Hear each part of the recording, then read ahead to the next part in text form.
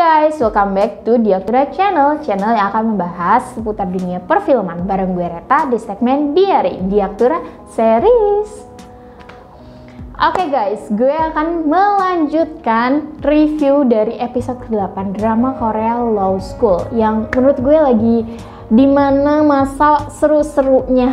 Walaupun ini setiap episode kita ketemu tersangka baru, tapi menurut gue ini adalah cara terbaik untuk kita mengerti tiap episodenya, karena tiap episode kan selalu nambah nih pengetahuan mengenai relationship antara para pemainnya, kemudian juga ada masalah apa sih antar pemain dengan si So Byung Joo, dan juga permainan hukum dari si profesor yang krates ini.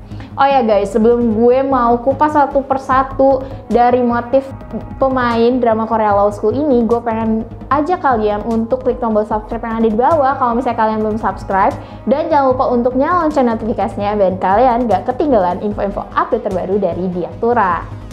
Oke guys, let's start to the video. Nah, kan tadi gue udah bilang kalau misalnya gue itu udah mulai mengerti di episode ke-8 ini setelah gue nonton. Ternyata di drama Korea Law School ini yang menceritakan tentang 8 mahasiswa dan mahasiswi dari Fakultas Hukum Universitas Hankook yang menjadi sorotan utama, serta juga pemain karakter lainnya seperti Profesor So Byung Joo, kemudian juga ada Profesor yang krates, Profesor Kim Eun Sok, dan masih banyak lainnya. Kita berfokus kepada pemain si 8 pemain mahasiswa inilah ya terlebih dahulu. Pertama ada Han Jun Wi. Nah, si Han Jun Wi ini kan merupakan keponakan dari Profesor So Byung Joo yang dibunuh. Tapi ternyata si Han Jun Wi ini punya kekecewaan terhadap pamannya tersebut karena dia itu dulu pernah menjadi jaksa yang tidak menegakkan keadilan, dan dia juga diduga melakukan KKN. Oke. Jadi di sini si Profesor So Byung Joo-nya itu berusaha untuk sayang lah ya sama keponakannya, dan di episode ke-7 itu dibilang kalau misalnya Han Jun Wi adalah putranya. Oke, sampai situ gue masih paham lah ya.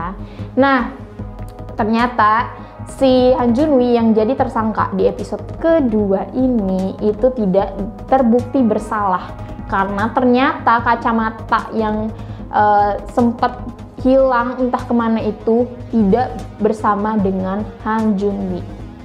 Oke, lanjut dulu ke pemain karakter selanjutnya. Selanjutnya itu ada Kang Sora yang juga punya kakak kembar yaitu Kang Dan, yang di episode ke-7 ini dicari-cari sama semua orang, khususnya itu Profesor yang krates, Lee Man Ho, dan juga anggota Dewan Ko. Ternyata si Kang Dan ini merupakan orang yang dicari karena dia itu pernah mengusulkan kepada anggota Dewan Ko ini, khususnya juga ke Profesor yang krates, untuk mengubah undang-undang dari Lee Man Ho yang dulu pernah dikatakan bahwa undang-undang yang seseorang yang memiliki lemah pikiran atau yang di bawah kesadaran atau dalam pengaruh mabuk atau alkohol itu pernyataannya itu tidak kuat gitu kan. Nah, ternyata si Kang Dan ini pengen mengusulkan untuk merubah undang-undang tersebut. Nah, si Kang Sol ini ternyata dia tuh pengen menegakkan keadilannya tuh cukup kuat banget sih. Dia fight untuk menyatakan bahwa profesor yang itu tidak membunuhnya. Makanya dia itu sering muncul lah di tiap episodenya. Kemudian juga ada Kang Solbi yang juga merupakan anak dari wakil dekan Fakultas Hukum Universitas Hankook, di mana dia itu diduga melakukan plagiarisme dari tesisnya si So Byung Joo. Ternyata Kang Solbi ini disuruh sama ibunya dan dilindungi oleh bapaknya. Nah, oke. sampai situ aja untuk Kang Solbi. Kita langsung ke selanjutnya aja, yaitu So Ji Ho, yang dari awal gue udah curiga sama dia. Ternyata dia itu adalah anak dari seorang CEO perusahaan mainan yang cukup terkenal pada masanya. Kemudian dia itu punya dendam terhadap So Byung Ju. Ternyata So Byung Ju adalah jaksa yang menangani kasus ayahnya tersebut. Sampai akhirnya ayahnya tidak diputuskan bersalah dan ayahnya memilih untuk bunuh diri. Nah, si So Ji Ho ini fight untuk bisa menegakkan keadilan atas nama ayahnya sendiri. Kemudian juga ada Yoo Seung Jae yang dari episode keberapa ya? Gue kayaknya ingetnya episode ke-5, ke-6, ke-7, ke-8 ini dia udah mulai tipis-tipis lah, walaupun masih sedikit-sedikit dia muncul sebagai terdakwa selanjutnya. Karena dia itu punya hubungan, gue belum tahu apa, sama Kim Eun Sok mengenai juga hubungan dia dengan istrinya yang belum ter-reveal wajahnya seperti apa dan latar belakang hubungan antara Kim Eun Sok, Yoo Seung Jae dan juga istrinya itu. Dan yang paling penting adalah Yoo Seung Jae dengan laptopnya si profesor yang krates. Dan benar aja kan kata gue, di episode 8 ini Yoo Seung Jae itu sebenarnya dia itu mau kabur dari ruangannya si profesor yang krates karena dia tuh pengen ngambil laptopnya, tapi gara-gara si profesor yang kratesnya itu masuk ke ruangannya, akhirnya dia mau nggak mau ngumpet di dalam lemarinya si profesor yang krates itu. Jadi menurut gue sih dia nggak terbukti bersalah lah ya. Terus juga ada 2 pemain lainnya, yaitu Min Bok Ki dan juga Jo Yi Bom. Nah guys, ada satu lagi ternyata gue kelupaan, yaitu ada Yi Se, yaitu mahasiswa mungkin yang paling muda nggak sih angkatannya, karena dia tuh memanggil Kang Sora itu sebagai Onni, yaitu kakak perempuan. Di sini dia itu digambarkan sebagai mahasiswi yang ya mungkin 11-12 lah ya kayak Kang Sora, tapi dia itu mengalami toxic relationship dengan anaknya anggota Dewan Ko. Ini udah gila banget sih. Di episode ke-7 sampai ke-8 benar-benar menceritakan tentang bagaimana pacarnya ini toxic banget, ngiket banget si Yisel ini untuk tetap di dekapannya dan ngancem kalau misalnya video ini ya, si video enak-enaknya itu bakal disebar luaskan. Itu parah banget sih, makanya gue kayak waktu pas nonton kayak greget banget rasanya, pengen nonjok, pengen nampar. Aduh, coba guys, menurut kalian gimana pas nonton episode 8, apalagi pas scene si pacarnya ini ngancem Yisel. Aduh, sakit banget. Komen di bawah. Oke, dari 8 pemain yang jadi sorotan utama di Universitas Hankuk ini, gue bakal nyoret si Kang Sora. Karena menurut gue dia itu pasti nggak akan jadi tersangka dan dia nggak punya motif yang kuat untuk membunuh Profesor So Byung Ju. Terus juga gue akan nyoret 2 pemain lainnya yang jadi pemain pendukung, yaitu Min Bok Ki dan juga Jo Ye Bom. Karena menurut gue sampai episode ke-8 aja belum ter-reveal gitu sebenarnya karakter dia itu seperti apa, latar belakangnya. Dan menurut gue dia nggak ada motif yang cukup kuat sih menurut gue. Terus juga gue akan nyoret Yisel karena menurut gue kan dia nih yang ngelihat pertama kali Profesor So Byung Ju ini di TKP. Menurut gue kayak nggak make sense aja kalau misalnya dia emang yang ngebunuh, terus dia juga yang masuk ke TKP itu pertama kali. Apalagi kalau misalnya memang disuruh oleh pacarnya sendiri.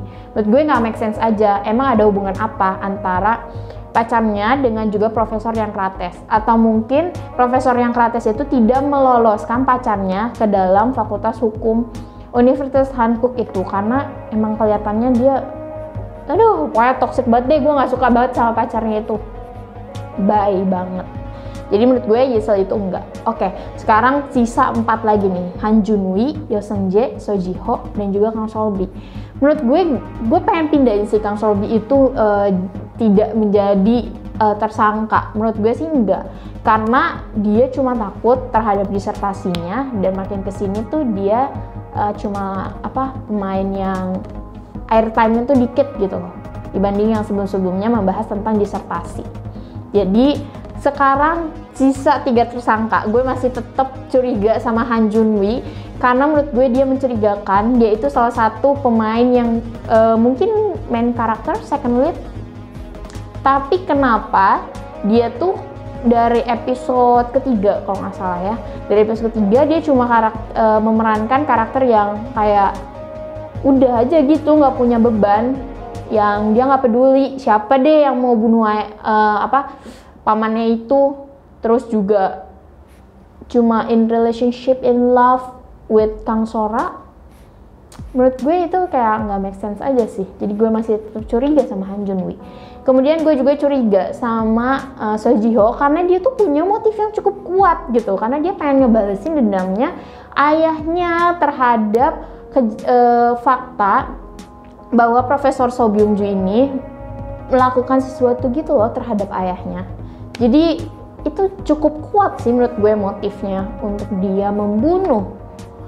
Kemudian juga ada Yoo Seung Jae yang sampai sekarang belum terreveal dengan jelas apa sih sebenarnya hubungan antara dia dengan kenapa dia terobsesi banget sama laptopnya si yang Krates itu. Emang ada apa? Dan juga dia ngehack laptopnya Kim Eun Sok. Gue nggak ngerti sih. Tapi kalau misalnya sampai dia kayak wow, deibak. Oke guys. Jadi menurut gue itu sih 3 tersangka utama dari 8 mahasiswa dan mahasiswi di Fakultas Hukum Universitas Hankuk. Terus gue juga masih sempet curiga kalau misalnya emang yang membunuh adalah Profesor yang Krates. Karena menurut gue dia pintar untuk mempermainkan hukum. Khususnya di episode 8 ini dia pintar mempermainkan mentalnya Yisel. Akhirnya Yisel ini memutuskan untuk bilang kalau misalnya dia itu dipaksa oleh cowoknya dan dia bersaksi palsu di persidangan. Parah banget sih itu. Menurut gue ya pinter sih, cuma kayak apakah dia salah satu tersangkanya? Jadi sorry to say, gue masih mencurigakan si yang Krates sebagai pembunuh dari Profesor So Byung Ju. Kemudian juga ada Kim Eun Sok. Kalau menurut gue sih dia orang yang emang baik aja gitu kan. Jadi gue nggak ada curiga. Nah selanjutnya juga ada Kim Eun Sok yang menurut gue tuh dia karakternya kan baik ya selama ini. Jadi gue nggak ada curiga sama sekali sih sama Kim Eun Sok. Nah si anggota Dewan Ko ini yang mungkin akan jadi tersangka lainnya, karena dia tuh kayaknya punya hubungan yang cukup dekat sama So Byung Ju dan juga sama Jaksa Jin. Nah, mereka tuh satu paket tuh. Jadi gue mencurigakan mereka berdua, Jaksa Jin. Kenapa dia tuh terobsesi banget untuk menjebloskan si Profesor yang Krates bahwa dia tuh bersalah. Maksudnya harusnya Jaksa jadi seorang yang netral aja nggak sih? Atau gimana guys menurut kalian yang mahasiswa hukum? Hai guys, coba komen di bawah. Oke, jadi dari pengupasan yang cukup panjang itu ada 5 ya guys. Han Junwi, So Ji Ho, kemudian juga Yoo Seung Jae, Profesor yang Krates, dan juga anggota Dewan Ko beserta dengan Jaksa Jin yang mungkin bekerja sama. Menurut kalian siapa guys? Coba guys, kalian komen di bawah. Oke, kita langsung aja cenayang time untuk episode ke-9. Wah guys, udah episode 9, udah setengah perjalanan ya untuk kita mengetahui siapa sih sebenarnya pembunuh dari satu kasus ini. Tapi jangan sedih, udah mulai kelihatan motif-motif dari para pemainnya. Di ujung episode ke-7 yang bikin gue kayak ya ampun, kenapa begini? Kenapa ini satu orang yang meninggal yaitu So Byung Ju aja belum keungkap siapa pembunuhnya? Ini udah ada lagi yang meninggal gitu. Yaitu pacarnya si Yisel. Sebenarnya gue agak cukup seneng sih, tapi di satu sisi kayak kenapa sih lo harus mati gitu? Yang kita nggak tahu sih mati atau enggak, tapi menurut gue kayaknya bakal mati deh. Aduh, lagian gue agak kesel juga sih kenapa si Yiselnya itu ama ngunjungin gitu loh si pacarnya ini untuk terakhir kalinya. Kayak aduh, padahal mah udah ya, cowok kayak gitu baik banget gak sih, rasanya pengen gue tonjok. Wah, tapi pas dia ngancem kayak aduh, panas banget rasanya, baik banget gitu. Oke, jadi di episode ke-9 ini kayaknya kan si Profesor yang Kratesnya itu menahan si Yise untuk menghubungi Kang Sora. Gue nggak tahu nih, ini bakal ditutupin sama Profesor yang Krates atau justru dia mencoba mencegah Yise untuk kabur dalam tuduhan pembunuhan si pacarnya itu. Makin seru nggak tuh? Ini sidang satu aja belum beres, ini udah ada kasus lainnya. Aduh, udah pasti di episode selanjutnya itu ayahnya pasti marah dong, karena anaknya itu kenapa-kenapa gitu kan. Tapi kalau misalnya dilihat dari cuplikan scene-nya, sepertinya pacarnya ini gak akan selamat deh guys. Jadi kalau menurut gue itu bukan motif yang kuat juga untuk pacarnya itu membunuh Profesor So Byung-ju, ya nggak sih? Oke guys, kalau misalnya kalian suka sama konten seperti ini, kalian bisa tulis di kolom komentar atau mungkin tinggalin jempolnya. Jangan lupa juga untuk klik tombol subscribe dan nyalain lonceng notifikasinya biar kalian gak ketinggalan info-info terbaru dari Diaktura. Oh ya guys, jangan lupa juga nih untuk follow sosial media dari Diaktura, TikTok @diaktura dan juga Instagram @diaktura.com, karena banyak banget info-info menarik dari seputar dunia perfilman. Oke, jadi jangan sampai ketinggalan nih. Nah, sampai jumpa di episode berikutnya, which is episode 9. Bye!